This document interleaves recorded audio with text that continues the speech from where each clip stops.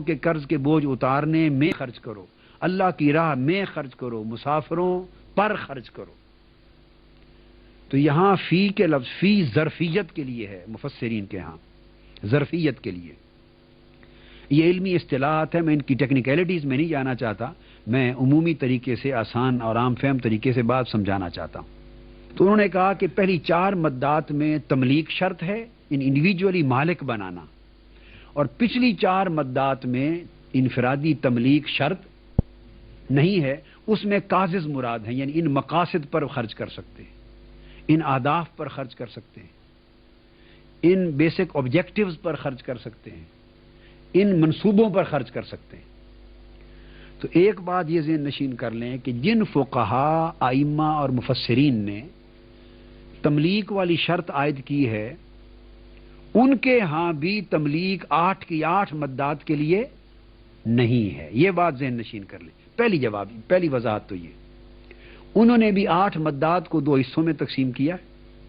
اور جو انفرادی تملیک ہے اس کو صرف پہلی 4 مدات کے لیے رکھا، جن میں فقراء یعنی غرباء، مساکین یعنی محتاج، اور عاملین یعنی زکوٰۃ کلیکٹ کرنے والے اور زکوٰۃ کی مہم اور زکوٰۃ کے نظام کے ملازمین، سٹاف 3، اور چوتھا والمؤلفۃ قلوبہم، اور غیر مسلموں کو جن کی دلجوئی مقصود ہو۔ تو انہوں نے بھی تملیک انڈیویجولی مالک بنانے کی شرط صرف ان 4 تک رکھی، گویا 4 مدوں کو انفرادی بنایا، اور پچھلی 4 مدوں کو انفرادی تملیک کی شرط میں انہوں نے بھی کنسیڈر نہیں کیا، بلکہ مانا کہ یہ ظرفیت کے لیے ہے، تو پچھلی 4 مدوں کا مطلب یہ ہے کہ ان 4 قسموں کے منصوبوں پر بھی خرچ کر سکتے ہیں، ان 4 قسموں کے مقاصد پر خرچ کر سکتے ہیں، ان 4 آبجیکٹیوز پر، کازز پر خرچ کر سکتے ہیں، اور یہ منصوبے، یہ مقاصد، یہ آبجیکٹیوز انفرادی نہیں بلکہ اجتماعی ہو سکتے ہیں۔ اب آسان لفظوں میں تقسیم یہ ہو گئی، یعنی وہ علماء، فقہا اور مفسرین جنہوں نے مسئلہ زکوٰۃ میں ذرا سخت پوائنٹ آف ویو لی، اور مسئلہ تملیک جو عام جن کی تشریح کی وجہ سے ہوا، ان کے ہاں بھی تملیک والا ایسپیکٹ صرف پہلی 4 مدوں کے لیے ہے، تو گویا 4 مدات انفرادی مصرف کی ہیں اور پچھلی 4 مدات اجتماعی مصرف کی ہیں، ان کے ہاں بھی اجتماعی مقاصد کے لیے۔ تو ایک بات تو یہ واضح ہو گئی کہ یہ تصور کرنا کہ زکوٰۃ صرف انفرادی طور پہ لوگوں کو دینے سے ادا ہوگی اور اجتماعی مقاصد میں خرچ نہیں ہو سکتی، یہ تصور سرے سے کسی فقہی مذہب کا ہی نہیں ہے، کسی فقہی مذہب کا، نہ حناف کا، نہ شوافے کا، نہ مالکیہ کا، نہ حنبلیوں کا، نہ حنفیوں کا، کسی فقہی مذہب کا نہیں۔ حنفیوں اور شافعیوں میں جنہوں نے کسی حد تک تملیک کا قول کیا، تو وہ بھی یہ کہتے ہیں کہ اگر تو غریبوں، مسکینوں، محتاجوں اور غیر مسلموں اور مساکین کو یا عاملین کو دینی ہو تو انفرادی طور پہ مالک بنایا جائے، اور ان سے ہٹ کر بقایا 4 مدات کے لیے اجتماعی مقاصد میں بھی زکوٰۃ کا استعمال ہو سکتا ہے اور بروئے کار لائی جا سکتی۔ تو گویا اس نیرو پوائنٹ آف ویو اور زیادہ سخت پوائنٹ آف ویو رکھنے والے جو مفسرین، فقہا اور علماء ہیں، ان کے ہاں بھی یہ شرط نہیں کہ زکوٰۃ ہرگز اجتماعی مقاصد کے لیے خرچ نہیں ہوتی، بلکہ ان کے ہاں بھی اجتماعی مقاصد کے لیے خرچ ہونا جائز ہے۔ یہ تو ایک بات۔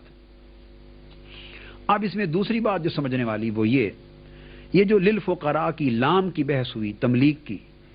دوسرا پوائنٹ یہ ذہن نشین کر لے کہ یہ تملیک کی شرط پورے قرآن مجید نے کہیں نہیں لگائی ہے، یہ شرط قرآن مجید نے عائد نہیں کی۔ الحم سے والناس تک پورے قرآن مجید کا مطالعہ کرنے سے نص قرآنی نے زکوٰۃ اور صدقات میں تملیغ کی شرط نہیں لگائی۔ انفرادی سپردگی یا انفرادی طور پہ مالک بنانے کی شرط یہ قرآن مجید کی طرف سے بھی نہیں اور حدیث نبوی صلی اللہ علیہ وآلہ وسلم کی طرف سے بھی نہیں ہے۔ حضور صلی اللہ علیہ وآلہ وسلم نے کبھی حیات مبارک میں زکوٰۃ اور صدقات کے لیے انفرادی تملیغ کی شرط کو بطور شرعی شرط نہیں لگایا، کبھی نہیں فرمایا۔ کسی ایک ضعیف سے ضعیف حدیث میں بھی یہ حکم حضور علیہ السلام کی طرف سے ثابت نہیں ہے کہ آپ نے انفرادی تملیغ کی شرط لگائی ہے۔ 2 باتیں۔ تیسری بات یہ ذہن نشین کر لیں کہ خلفائے راشدین اور صحابہ کرام ان کے آثار اور ان کے احکام میں اور ان کے فرمودات میں بھی انفرادی تبلیغ کی شرط کہیں نہیں موجود۔ ہمارے یہاں شریعت کے بنیادی مآخذ بنیادی دو ہیں، ایک قرآن اور ایک سنت۔ تو تبلیغ کی شرط نہ قرآن میں ہے نہ سنت نبوی صلی اللہ علیہ وسلم میں ہے، اور سنت میں سنت صحابہ کو بھی ہم سنت نبوی صلی اللہ علیہ وسلم کے حکم میں شمار کرتے ہیں، تو نہ سنت صحابہ میں ہے، بلکہ خلفائے راشدین کے زمانے میں اور صحابہ کرام کے دور میں بھی زکوٰۃ اجتماعی مقاصد کے لیے خرچ ہوتی تھی۔ فی سبیل اللہ کے ضمن میں جہاد پر زکوٰۃ خرچ ہوتی تھی۔ اسلحہ جہاد زکوٰۃ کے پیسوں سے خریدا جاتا تھا، تلواریں، تیر، تفنگ، ڈھالیں تلوار کے پیسوں سے خرچ ہوتی، اور وہ اسلامی فوج اور اسلامی حکومت کی ملکیت ہوتی۔ زخمیوں کا علاج معالجہ زکوٰۃ کی مداد سے ہوتا، گویا اسپتال کا استوار کرنا اور میڈیکل سروسز بھی زکوٰۃ سے ہوتی۔ راستوں کے لیے پلیں بنانا، شاہراہیں بنانا، راستے بنانا، یہ بھی زکوٰۃ کی مد سے رفائی اور فلاحی کام بھی ہوتے تھے۔ تو اسٹیٹ ویلفیئر کے کام بھی زکوٰۃ سے ہوتے تھے۔ لہذا یہ تصور کبھی نہ کیا جائے کہ صحابہ کرام کے دور میں زکوٰۃ انفرادی طور پہ ہی صرف خرچ ہوتی تھی، نہیں، انفرادی مصارف بھی تھے، غرباء، مساکین، فقراء، عاملین کے لیے اور مؤلفۃ القلوب کے لیے، اور اجتماعی مصارف اور مقاصد اور منصوبے بھی تھے،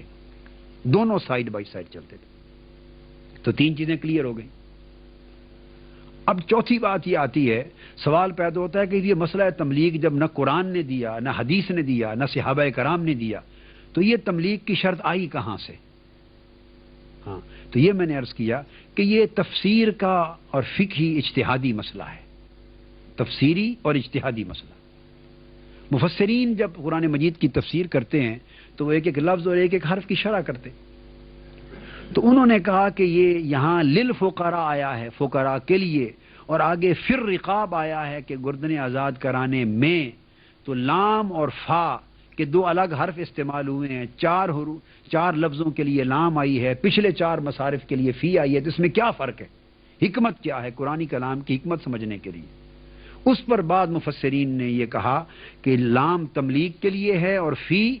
ظرفیت کے لیے ہے، اس میں عموم کر دیا ہے کہ اجتماعی اور انفرادی عمومی مقاصد اور منصوبوں پر خرچ کر سکتے ہیں، اور تملیغ کا مطلب ہے ان افراد کو دینا ہو تو ان کو ذاتی طور پہ دیا جائے تاکہ مالک بنے اس حصے کا۔ تو یہ مفسرین نے وضع کیا، اور اس بنیاد پر فقہائے کرام اور ائمہ مجتہدین نے جو اس تملیغ کی طرف گئے انہوں نے اس پر مسئلہ واضح کیا۔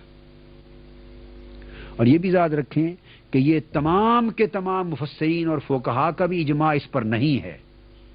اس پر اختلاف بھی ہے پھر آگے، اور بعض فقہاء اور مفسرین کے نزدیک تو جو پہلی لام ہے وہ بھی سرے سے تملیغ کے لیے نہیں ہے۔ امام یعنی قاضی ثناء اللہ پانی پتی رحمۃ اللہ علیہ نے خود امام شافعی کا حوالہ دے کر المظہری میں بیان کیا ہے، اور حکام الصاحب حکام القرآن نے اس کو بیان کیا، امام راضی نے بیان کیا، کئی اور مفسرین نے، فقہاء اور ائمہ مجتہدین نے بیان کیا اس کو، امام قرطبی نے بیان کیا کہ بعضوں کے نزدیک تو جو پہلی لام ہے وہ بھی سرے سے تملیغ کے لیے نہیں ہے، گویا وہ 8 کے 8 مصارف میں انفرادی طور پہ کسی کو زکوٰۃ کا مالک بنانا یہ شرط قرار نہیں دیتے، ویسے انفرادی طور پہ کسی کو دیں اور مالک بنا دیں تو اچھی بات ہے، مگر شرط زکوٰۃ کی قرار نہیں دی، زکوٰۃ اس کے بغیر بھی ادا ہو جاتی۔